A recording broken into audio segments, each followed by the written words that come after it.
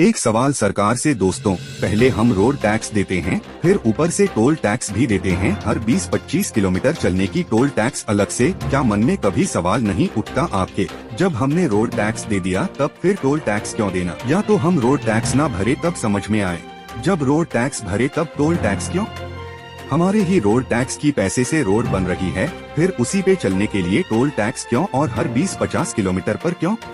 एक दिन मैंने हिसाब निकाला था, दिल्ली से कलकत्ता अगर आप गाड़ी से चले जाएं तो डीजल के खर्चे से ज्यादा टोल टैक्स की खर्चे आते हैं। तो हम हिंदुस्तान की सरकार को इनकम टैक्स की रूप में, कॉर्पोरेट टैक्स की रूप में, वैल्यू एडेड टैक्स की रूप में, सेल्स टैक्स की रूप में, रोड टैक्स की रूप में, दो टैक्स की रूप में, प्रॉपर्टी टैक्स की रूप में, हाउस टैक्स की रूप में, ऐसे ही 64 टैक्स के रूप में हर साल हम 20 लाख करोड़ रुपए दे देते हैं। 6,14,000 करोड़ केंद्र सरकार को और बचे हुए सब राज्य सरकार को, 35 राज्य में।